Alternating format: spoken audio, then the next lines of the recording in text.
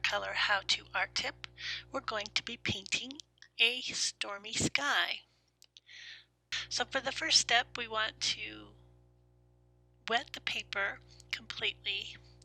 I'm using my 1.5 inch flat brush for this. This is all I use this brush for, is to paint water onto the paper so that it doesn't get dirty.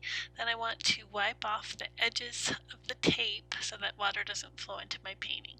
And I've mixed up my ultramarine light by Holbein, and I'm going to go down to probably halfway down the sky. And then I want to add some green to that blue mix because it gets a little more greenish as I get to the horizon line.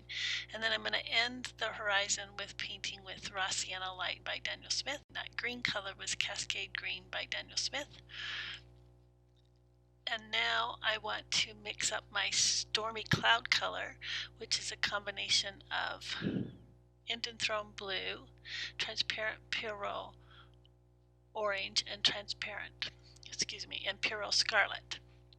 So I'm just going to put that stormy cloud business. It's going to cover most of the sky, and then I'm going to take a 1-inch flat brush and I'm going to just flop through that wet paint.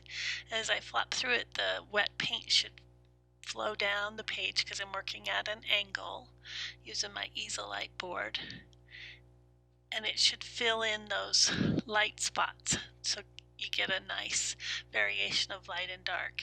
Then I'm going to mix up that dark color again, the same combination, Imperial Scarlet, Transparent Pyro Orange, and Indian Throne Blue, all by Daniel Smith. And I'm going to go over those dark bits again, just because they'll fade back quite a bit. I want a variation of light, dark, and medium tones. I'm going to flop through those clouds again. That wet paint is going to flow down because I'm at an angle, about 20-degree angle, and flop through and let that flowing paint fill in the spots a little bit. You want to be careful not to go too much lifting here. Every time you come off the page, wipe your brush off on a towel or something to get the paint out, and that should be a very damp brush, not wet.